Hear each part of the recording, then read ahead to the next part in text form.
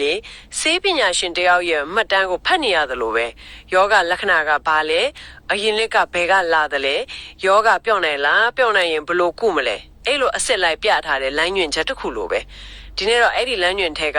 မက်ကင်သက်စာတရားတွေနဲ့လူတယောက်ချင်းစီရဲ့ဆေးရိုင်းနဲ့ကြွက်ညီတဲ့ကုထုံရွေးချယ်မှုတွေအကြောင်းကိုအတူတူလေ့လာကြည့်ကြရအောင်ဒါတိတ်ကောင်းတဲ့ရှုမြင်ပုံပဲခင်ဗျာဒီအချက်လက်တွေရဲ့အဓိကရည်ရွယ်ချက်ကဒုက္ခဆိုတဲ့ယောဂါကိုပျောက်အောင်ကူးဖို့အတွက်ပြည့်စုံတဲ့စိတ်ညွှန်းတစ်ခုပေးချင်တာပဲယောဂါကိုနားလည်တဲ့အဆင့်ကနေ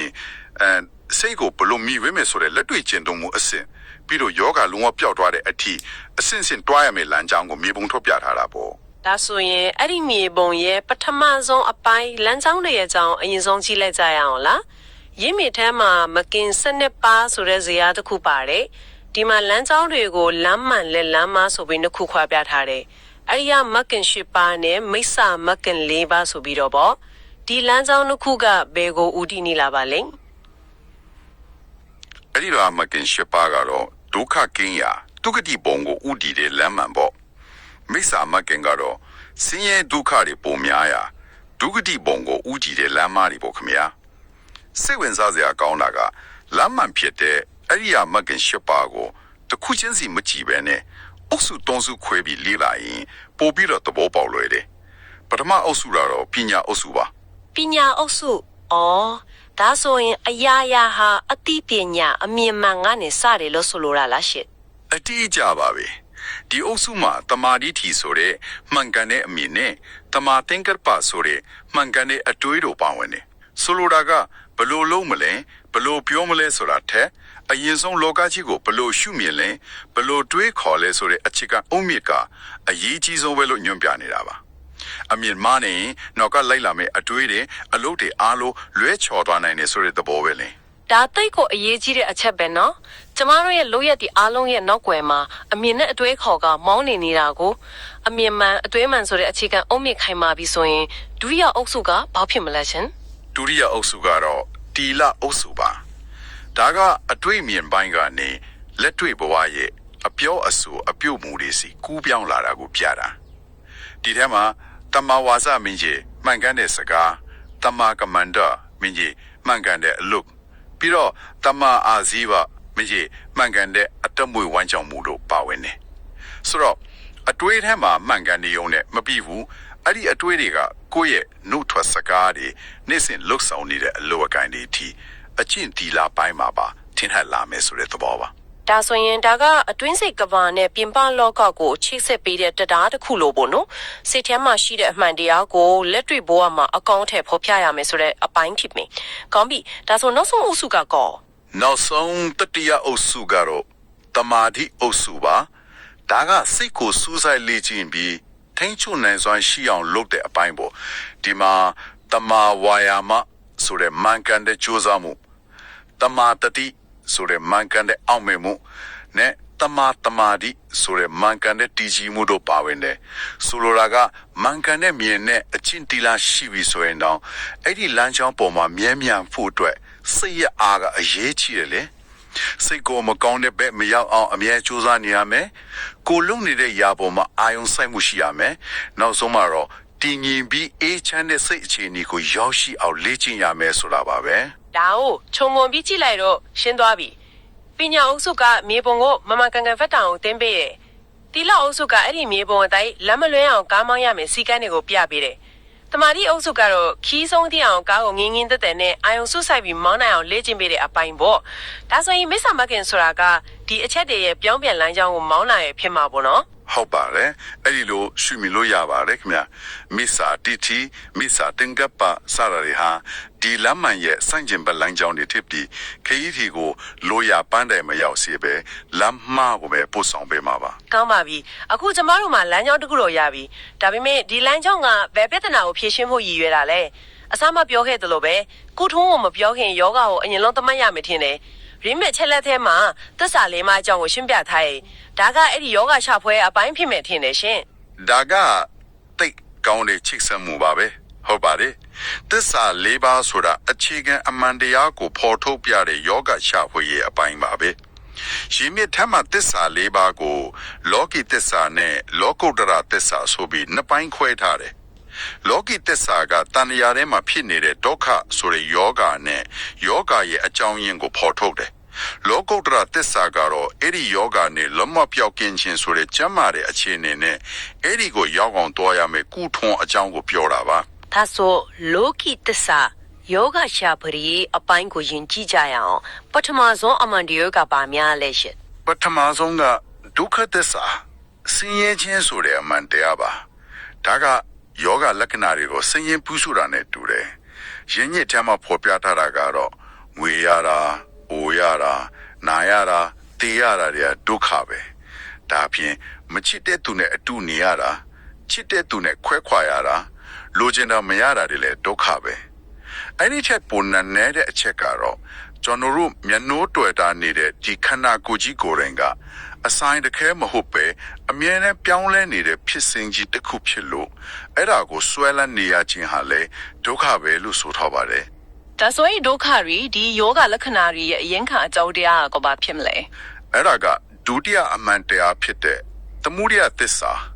စေရဖြစ်စေတဲ့အကြောင်းရင်းအမှန်တရားပဲရင်းမြစ်ထဲမှာလို့ရှင်းရှင်းလင်းလင်းပဲလောဘဒါမှမဟုတ်တဏှာဆိုတဲ့လိုချင်တတ်မှတ်မှုကြောင့်လို့လက်ညှိုးထိုးပြထားတယ်ဒီတတ်မှတ်မှုကပဲကျွန်တော်တို့ကိုတန်တရားထဲမှာအဖန်တလဲလဲဒုက္ခတွေနဲ့ပြန်တွေ့နေအောင်ချီနှောင်ထားတဲ့ကြိုးတစ်ချောင်းလိုပါပဲယောဂကိုလည်းသိပြီယောဘဖြစ်စေတဲ့အကြောင်းရင်းကိုလည်းသိပြီဒါဆိုရင်မျောလင်းချက်ရှိရလားလောကုတ္တရာသစ္စာယောဂပျောက်ကင်းနိုင်ခြင်းနဲ့ကိုထုံးဝေကြောင်းကိုဆက်ပြောပြပါဦးမျောလင်းချက်အပြည့်ဝရှိပါတယ်တတိယအမှန်တရားကនិရောဓသစ္စာဆင်းရဲချုံငြိမ်ရအမှန်တရားပါဒါကတော့ယောဂလုံးဝပျောက်ကင်းပြီးအပြည့်ဝကျမ်းမာသွားတဲ့အခြေအနေတနည်းအားဖြင့်နိဗ္ဗာန်ကိုဆိုလိုတာပါစရုထအမှန်တရားကတော့မက္ကသစ္စာဆင်းရဲချုံငြိမ်ရာကိုတွားရမယ်လမ်းကြောင်းဒါမှမဟုတ်စင်ညွန်းပေါ့အဲ့ဒီစင်ညွန်းကဘာလဲဆိုတော့ကျွန်တော်တို့အစောကအသေးစိတ်ဆွေးနွေးခဲ့တဲ့မဂ်ကင်၈ပါးပဲဖြစ်ပါတယ်ဝေါဒီနေ့တော့ကအလောကွက်တီပြန်ပြီး trick ဆက်သွားတာပဲသစ္စာ၄ပါးဆိုတာပြဿနာကိုခြုံငုံထုံးသက်ချက် diagnosis ပေါ့မဂ်ကင်၈ပါးဆိုတာအဲ့ဒီပြဿနာကိုဖြေရှင်းဖို့အတွက်လက်တွေ့ကျတဲ့ action plan ဖြစ်နေတာကိုဒါကအတွေ့ခေါ်တတ်တယ်မဟုတ်ပဲတကယ်ကိုလက်တွေ့ကျတဲ့လက်ညွှန်ခေတ်တစ်ခုပဲဟုတ်ပါရဲ့ဒီနေရာမှာယမိထေကမတစရာအချက်တစ်ခုကိုထပ်ပြောခြင်းတယ်ခင်ဗျလောကုတ္တရာသစ္စာဖြစ်တဲ့និရောဓသစ္စာနိဗ္ဗာန်နဲ့မဂ္ဂသစ္စာမဂ်ကင်ကိုတာမန်လူတဲ့အနေနဲ့တိုက်ရိုက်အာယုံပြုပြီးဝိပဿနာရှုလို့မရဘူးလို့ဆိုထားတယ်။ဘာကြောင့်လဲဆိုတော့အဲ့ဒါတွေကသူတို့ရဲ့လက်ရှိအသိဉာဏ်အဆင့်နဲ့တိုက်ရိုက်သိမြင်နိုင်တဲ့ຢာတွေမဟုတ်သေးလို့ပါ။သူတို့လက်တွေ့ရှုမှတ်ရမှာကကိုယ်ခန္ဓာမှာအမှန်တကယ်ဖြစ်နေတဲ့ဒုက္ခသစ္စာနဲ့အဲ့ဒီဒုက္ခကိုဖြစ်စေတဲ့သမုဒိယသစ္စာကိုပဲဖြစ်ပါတယ်။ဒီနှစ်ခုကိုရှုမှတ်ရင်းနဲ့မှာကျန်တဲ့အမှန်တရားတွေကိုထိုးထွင်းသိမြင်လာမှာပါဒီအမှန်တရားတွေကိုသိမြင်နားလည်ဖို့မှတော့အဆင့်တွေရှိသေးတယ်လို့ရင်းမြစ်ထဲမှာဖော်ပြထားပြန်တယ်နော်စာတွေ့တင်ယူပြီးသိတာကိုသစ္စာဉာဏ်လက်တွေ့ကျင့်သုံးရင်းသိလာတာကိုကိစ္စဉာဏ်နောက်ဆုံးမှာကိုယ်ပိုင်အသိဉာဏ်နဲ့ထိုးထွင်းသိမြင်သွားတာကိုကတဉာဏ်ဆိုပြီး၃ဆင့်ရှိတာပေါ့ဒါကစေးချောင်းတက်တာလက်တွေ့ဆရာဝန်ဖြစ်လာတာနောက်ဆုံးမှာကိုယ်ပိုင်ကုထုံအသက်တွေတောင်တည်ထွင်နိုင်တဲ့အထူးကူကြီးထလာတာနဲ့တူမာလာပဲအင်မတန်ကောင်းတဲ့ဥပမာပါပဲပထမအဆင့်ကပရိယတ္တိဒုတိယအဆင့်ကပฏิပတ်တိတတိယအဆင့်ကတော့ပฏิဝေဒပါပဲဒီအဆင့်၃ဆင့်လုံးနဲ့ချင်းကပ်မှသာအမှန်တရားကိုအပြည့်အဝနားလည်နိုင်မယ်လို့လမ်းညွှန်ထားတယ်ကောင်းပြီအခုကျမတို့မှာယောဂရှာဖွေရေးအထီးဆုံးလင်းတဲ့ diagnosis တခုရှိပြီးကုသဖို့အတွက်အစွမ်းထက်တဲ့ဆေးညွှန်းတခုလည်းရှိပြီးဒါပေမဲ့ဒီနေရာမှာကျမတို့တကယ်အားသင့်စေတဲ့အချက်တခုရင်းမြစ်ထဲမှာတွေးလိုက်တယ်အဲ့ဒါကလူနာတိုင်းကိုဆေးတစ်မျိုးနဲ့ပေးတာမဟုတ်ဘူးဆိုတဲ့အချက်ပဲလူတယောက်ချင်းစီရဲ့ဇေယိုင်းနဲ့ကိုက်နေတဲ့ကုထုံးကိုရွေးချယ်ပေးထားတဲ့ဇေယျတစ်ခုပါတယ်ဇေယိုင်း6ပါးနဲ့ကမ္မထန်40ကိုတွဲဖက်ပြထားတယ်ဒါကတော်တော်လေး personalized medicine တဘောမျိုးဖြစ်နေပြီဒါကဒီလမ်းစဉ်ရဲ့အင်မတန်နည်းနည်းပြီးလက်တွေ့ကြတဲ့အပိုင်းပါပဲလူတိုင်းရဲ့စိတ်နဲ့သဘောထားအခန်းကမတူညီကြဘူးလေအဲ့ဒီတော့ကိုယ့်ရဲ့အားထားချက်အားနည်းချက်တဲ့ဇေယိုင်းနဲ့ကိုက်ညီတဲ့တရားထိုင်နည်းကမ္မထန်ကိုရွေးချယ်ကျင့်သုံးခြင်းအပြင်ပိုပြီးထိရောက်လွယ်ကူစေတဲ့ဆိုတဲ့သဘောပါပဲမာရင်းနဲ့ဆေးအိုတောက်မိရင်ဘေးထွက်ဆိုကြရှိနိုင်တယ်လို့ကိုယ်စရိုင်းနဲ့မကိုက်ညီတဲ့ကျင့်စဉ်ကိုအတင်းကျင့်ရင်လည်းတိုးတက်မှုနောက်နေနိုင်တယ်စိတ်ပင်မနိုင်တယ်လို့ဆိုလိုတာပါဒါဆိုဥပမာအနေနဲ့ပြောပြမအောင်ဘလို့စရိုက်မျိုးကိုဘလို့ကုထုံးနဲ့တွဲပြထားလဲရှင်မိမိရှားရအရာဆိုရင်ယာကစရိုက်တမတ်မှုအာကြီးတဲ့တို့အတွက်ဆိုရင်အတုပကမ္မထံခန္ဓာကိုယ်ရဲ့မတင်တဲ့သဘောကိုရှုမှတ်တာမျိုးပေါ့ကာယကတ္တတတိ ခန္ဓာကိုယ်ရဲ့အစိတ်ပိုင်းတွေကိုတစ်ခုချင်းစီရှုမှတ်တာမျိုးကတင့်တော်တယ်လို့ဆိုပါတယ်တမတ်ဆရာလို့ထင်နေတဲ့ຢာရဲ့တကယ့်တဘာဝကိုမြင်အောင်ကြည့်ခိုင်းပြီးအစွဲကိုဖြေတဲ့နည်းပေါ့နောက်တစ်မျိုးကဒေါ်လာစစ်ရိုက်အမျက်ထွက်လွယ်တဲ့သူတို့ကြတော့ဗျာမဗျာတဲ့တရား၄ပါးဖြစ်တဲ့မေတ္တာကရုဏာမုဒိတာဥပေက္ခကိုပွားများဖို့ညွှန်ပြထားတယ်အမုန်းတရားဆိုတဲ့အစိတ်ကိုမေတ္တာဆိုတဲ့ဖြည့်စင်းနဲ့တိုက်ရိုက်ကုသတဲ့နည်းလမ်းပါပဲ traffic jam တွေမှာကားပိတ်လို့စိတ်တိုနေတဲ့အချိန်မျိုးမှာထခြားကားသမားတွေကိုစိတ်ထဲကနေကဲလ်မာပါစေချမ်းသာပါစေလို့ဆုတောင်းပေးလိုက်တဲ့သဘောမျိုးလားအတိအကျပါပဲအဲ့လိုစိတ်ကိုချက်ချင်းလမ်းကြောင်းပြောင်းလိုက်တာဟာဒေါသကိုတိုက်ဖြတ်ဖို့အင်မတန်ထိရောက်တဲ့လက်တွေ့လေ့ကျင့်ခန်းတစ်ခုပဲတခြားစရိုက်တွေကိုစက်ကြည့်အောင်မောဟစရိုက်ဒီဝီထိုင်မိုင်းတို့နဲ့ဝတ်တဲ့စရိုက်အတွေ့အများလွန်စုတွေအတော့အာနာပါနာကမ္မထံကိုယ့်ရဲ့ထွက်တဲ့ဝင်းတက်လေးကိုပဲအာယုံစိုက်ပြီးရှုမှတ်တဲ့နေ့ကအတင့်တော်ဆုံးလို့ဆိုပါတယ်။ဘာကြောင့်လဲဆိုတော့ပြန်လွှဲနေတဲ့စိတ်ကိုပိစုပန်တဲ့ကအတက်ရှုမှုစီကိုပြန်ခေါ်လာပြီးတနေတာထဲမှာကြောက်ချထားလိုက်တဲ့အတွက် ဒါဆိုရင်ယုံကြည်မှုအားကြီးတဲ့ထရာစရိုက်နဲ့ညံ့မြတ်ထက်မြက်တဲ့ဗုဒ္ဓစရိုက်တို့ကိုဘယ်လိုကုထုံးနေရှိမလဲ တတာစရိရှိသူအတတာတော့သူတို့ရဲ့ယုံကြည်မှုကိုအားကောင်းစေတဲ့ဘုဒ္ဓနုတ္တစတိလိုမျိုးဖျားကွန်တော်ဒီကိုအဖန်တလဲလဲအောင်းမဲ့ပွားများတာကတင့်တော်တယ်ဗုဒ္ဓစရိဉာဏ်ပညာပိုင်းကိုအားတန်တဲ့သူတွေအတွက်ကတော့မရဏစတိတေချင်းတရားကိုဆင်ခြင်သုံးတတ်တာဓာတ်ကြီးလေးပါးကိုပိုင်းခြားစိတ်ဖြာပြီးခန္ဓာကိုယ်ရဲ့အနက်ဆိုင်ဆုံးတဘာဝကိုစူးစမ်းလဲလာတာမျိုးကပိုပြီးကိုက်ညီတယ်လို့ဖော်ပြထားတယ်။ကိုယ့်ရဲ့အာသာချက်ကိုသုံးပြီးတရားကိုထိုးထွင်းသိမြင်အောင်ကြိုးစားတဲ့နည်းလမ်းတွေပေါ့ စရိုက်အလိုက်တေမကပဲထိတ်ပေါ်နေတဲ့စိတ်အခြေအနေအလိုက်ချက်ချင်းသုံးနိုင်တဲ့အရေးပိုးစင်းနည်းတွေလည်းညွှန်းထားသေးတယ်နော်။ဥပမာအညက်တော်သားဖြစ်နေရင်မေတ္တာပွားပါမမာနထောင်လွှမ်းနေရင်အနစ်ဆရှုပါအတွေးတွေများနေရင်အာနာပါနာရှုပါဆိုပြီးတွတ်တန်တွေကိုကိုးကားပြီးဖော်ပြထားတယ်။ဒါကနေ့စဉ်ဘဝမှာတကယ့်ကိုလက်တွေ့အသုံးပြုနိုင်တဲ့လမ်းညွှန်ချက်တွေပဲ ဟုတ်ပါတယ်ဒါကသဘောတရားတက်တက်မဟုတ်ပဲနေ့စဉ်ဘဝအတွက်လက်ဆွဲစားအုပ်တစ်ခုလိုပါကိုယ်စိတ်မှာဘလို့အစိတ်အတောက်ကအားကြီးနေလေအဲ့ဒီအစိတ်ကိုဖြည့်ဖို့အတွက်တင့်တော်တဲ့ဖြည့်စေးကိုချက်ချင်းသုံးနိုင်အောင်လမ်းညွှန်ပေးထားတဲ့သဘောပါပဲဥပမာနေဆက်ညင်စဲလို့စိတ်ဖြစ်နေရင်ကရုဏာပွားပါမနာလိုဝန်တိုစိတ်ဖြစ်နေရင်မုဒိတာပွားပါ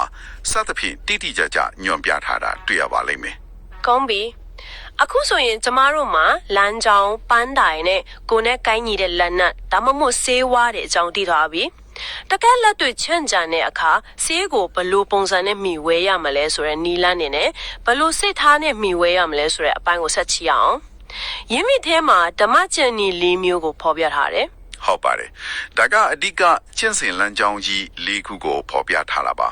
ပထမတစ်ခုကသမထယာနိကနေပါ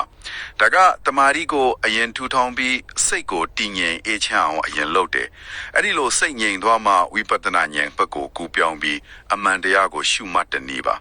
ဒုတိယတစ်ခုကဝိပဿနာယာနိကနေပါဒါကတော့တမာရီကိုအထူးတလေထူထောင်မနေပဲဝိပဿနာကိုတန်းပြီးရှုမှတ်တဲ့နည်းဒီလိုရှုမှတ်ရင်းနဲ့တမာရီကသူ့အလိုလိုဖြစ်ပေါ်လာတဲ့နည်းလမ်းပါ ဒါဆိုရင်ကျန်တဲ့နီးကောဘယ်လိုကွာခြားလဲရှင် တတိကနီးကတော့ယူကနာတာနေပါတမထနဲ့ဝိပဿနာကိုတလဲစီအစုံလိုက်တွဲပြီးရှုမှတ်တဲ့နည်းလမ်းဖြစ်ပါတယ်စတုထာနီးကတော့ဓမ္မတစ္ဆဝါဒနီးလို့ခေါ်ပါတယ်ဒါကတရားအားထုတ်ရင်တရားနဲ့ပတ်သက်ပြီးစိတ်ပြန့်လွင့်မှုတွေတန်တရားတွေဖြစ်လာတဲ့အခါအဲ့ဒီပြန့်လွင့်မှုကိုဖယ်ရှားပြီးလမ်းကြောင်းမှန်ပေါ်ပြန်ရောက်အောင်ညွှန်ပြတဲ့နည်းပါဒါကတော့အရေးပေါ်အခြေအနေအတွက်နည်းလမ်းတစ်ခုလိုပါပဲ တနေ့မျိုးမျိုးရှိတယ်လို့ကြင်ကြံရတဲ့ရည်ရချက်ကလည်းအလွန်ရေးကြီးပုံပဲဒီချက်ကကျမကိုတော်တော်လေးတတိထားမိစီတယ်။ဘာကြောင့်ဒီလို့ကိုလွတ်နေတာလဲဆိုတော့ဝိုင်းကအရေးကြီးဆုံးပဲလို့ဆိုလို့သလိုပဲမှန်ကန်တဲ့ရည်ရွယ်ချက်နဲ့မာယွင်းတဲ့ရည်ရွယ်ချက်တွေကိုရှင်းရှင်းလင်းလင်းခွဲပြထားတယ်နော် ဒါကကျင့်ကြံအားထုတ်မှုတစ်ခုလုံးရဲ့အခြေခံအုတ်မြစ်ပါပဲရည်ရွယ်ချက်လွဲချော်သွားရင်ခရီးလမ်းတစ်ခုလုံးလွဲချော်သွားနိုင်တယ်လေရင်းမြစ်ထဲမှာမှန်ကန်တဲ့ရည်ရွယ်ချက်၄မျိုးကိုဖော်ပြထားပါတယ်ပထမတစ်ခုကကိုယ်နဲ့နှုတ်ကိုထိန်းဖို့ဒုတိယကမကောင်းတဲ့စိတ်တွေကိုပယ်စွန့်ဖို့တတိယကစိတ်ရဲ့ပူပန်မှုတွေကင်းဝဲဖို့စတုထကတော့အဲ့ဒီပူပန်မှုတွေလုံးဝချုပ်ငြင်းဖို့ဆိုပြီးရည်မှန်းကျင့်ကြံရမယ်လို့ဆိုပါတယ် အားလုံးကကိုယ့်ရဲ့အတွင်းစိတ်ပြုပြင်ပြောင်းလဲရေးကိုပဲဦးတည်နေတာတွေ့ရတယ်ပြင်ပကြိုးမြတ်တခုမှမပါဘူးဒါဆိုရင်ရှောင်ရရမယ့်မာယွင်းတဲ့ရွေးချက်တွေကကော ဟုတ်ပါတယ်ရှောင်ကျင်ရမယ့်မာရွင်းတဲ့ရည်ရွယ်ချက်၅မျိုးကိုလည်းတိတိကျကျဖော်ပြထားတယ်ဒါတွေကတော့တစ်လူများအာဩတော်အောင်လှုပ်ပြခြင်းလို့နှစ်လူတွေစီကဖိတ်ကြားမှုတွေအလူခံပစ္စည်းတွေရခြင်းလို့သုံးပစ္စည်းဥစ္စာကြော်ကြားမှုလေးစားမှုရခြင်းလို့လေးသူတစ်ပါးရဲ့အပြစ်တင်ခဲ့ရထားကနေလွတ်ချင်လို့ငါကိုဘလောက်တော်ကြောင်တရားကျင့်ကြောင်လူသိရှင်ကြားဖြစ်ချင်လို့ဒီလိုရည်ရွယ်ချက်တွေနဲ့မကျင့်ကြံရဘူးလို့ပြက်ပြက်သားသားတားမြစ်ထားပါတယ် ဆိုလိုတာကတဆုံတယောက်ဟာနာရီပေါင်းများစွာတရားထိုင်နေပေမဲ့သူ့ရဲ့ရည်ရွယ်ချက်ကတခြားသူတွေအထင်ကြီးဖို့ဆိုရင်အဲ့ဒီကြင်ကြံမှုတစ်ခုလုံးကအခြေခံကတွေကလွဲချွန်နေပြီလို့ဆိုလိုတာလားရှင် အတိအကျပါပဲရည်ရွယ်ချက်ကသာအဓိကကြပါတယ်ပြင်ပအတိမတ်ပြမှုလော်ကီအကျိုးမြတ်တွေအတွက်မဟုတ်ပဲကိုယ့်ရဲ့အတွင်းစိတ်ကြောင်းလဲတိုးတက်ဖို့ကိလေသာကုန်ခါဖို့အတွက်သာကြင်ကြံအားထုတ်ရမယ်ဆိုတဲ့အဓိပ္ပာယ်ပါပဲရည်ရွယ်ချက်မှန်ကန်မှသာလမ်းဆုံးမထိရောက်နိုင်မယ်စွမ်းရည်ကရရှိမှာပါ ဒီနေ့ဆွေးနွေးခဲ့တာတွေကိုအစနဲ့ပြန်ချုပ်ကြည့်အောင်ကျမတို့မှာဒုက္ခဆိုတဲ့ယောဂကိုနားမလည်ခြင်းသစ္စာ၄ပါးဆိုတဲ့ပြည့်စုံတဲ့ယောဂရှာဖွေရေးမှတ်တမ်းတစ်ခုရှိခဲ့တယ်။အဲ့ဒီယောဂကိုကုသဖို့အတွက်လွတ်မြောက်ရလားမဂန်ရှိပါဆိုတဲ့စင်းညွှန်းတစ်ခုကိုတွေ့ခဲ့တယ်။ပြီးတော့လူနာတယောက်ချင်းစီရဲ့ CI နဲ့အညီတီးတန့်ဖော်ဆက်ထားတဲ့ကုထုံကမ္မထာတွေကိုလည်းလေ့လာခဲ့တယ်။အရေးကြီးဆုံးကတော့အဲ့ဒီဆေးကိုဘာလို့ထုတ်တာလဲဆိုတဲ့မှန်ကန်တဲ့ရည်ရွယ်ချက်နဲ့ကျင့်ကြံဖို့ပဲဖြစ်ပါတယ်။ ဒီလိုဖွဲ့စည်းပုံကြတဲ့ချင်းကပ်မှုကဗုဒ္ဓရဲ့အဆုံးအမတွေဟာအတွေ့အခေါ်တတ်တဲ့မဟုတ်ပဲအင်မတန်လက်တွေ့ကြပြီးစနစ်တကျရှိတဲ့လမ်းစဉ်တစ်ခုဖြစ်ကြောင်းပြသနေပါတယ်။စာတွေ့နားလည်မှုပရိယတ်တိနဲ့လက်တွေ့ချင်းတုံချင်းပฏิပတ်တိနဲ့နောက်ဆုံးမှာကိုယ်တိုင်ထိုးထွင်းတည်မြင်ခြင်းပฏิဝေဒဆိုတဲ့အဆင့်တွေကိုရှင်းရှင်းလင်းလင်းမြင်တာစေပါတယ်။အချက်လက်တွေကတစ်ခုနဲ့တစ်ခုဘလို့ချိတ်ဆက်ပြီးပြည့်စုံတဲ့လမ်းစဉ်တစ်ခုဖြစ်လာလဲဆိုတာကိုကွက်ကွက်ကွင်ကွင်မြင်တာစေပါတယ်ခင်ဗျာ ဒီအချက်လက်တွေကကျမကိုစဉ်းစားစရာအတွေးတစ်ခုခြံထားခဲ့တယ်။အကယ်၍လူတယောက်ဟာကိုယ့်အတွက်ကျင့်စဉ်တစ်ခုကိုရွေးချယ်မယ်ဆိုရင်ဥပမာငါဒေါသကြည့်တတ်လို့မေတ္တာပွားရမယ်လို့ရွေးချယ်လိုက်တယ်ဆိုပါစို့အဲ့ဒီရွေးချယ်မှုကငါဟာဒေါသကြီးတဲ့သူဆိုပြီးကိုသတ်မှတ်ထားတဲ့အမြင်တစ်ခုကိုဖော်ပြနေတယ်လေ။ဒါဆိုရင်စဉ်းစားစရာကအဲ့ဒီကိုသတ်မှတ်ထားတဲ့အမြင်အဲ့ဒီ label ကိုယ်တိုင်ကတော့ဒီကျင့်စဉ်တွေနဲ့တစင်ပြန်လဲစူးစမ်းလေ့လာရမယ်အရာတစ်ခုဖြစ်နေနိုင်မလားဆိုတာပါပဲ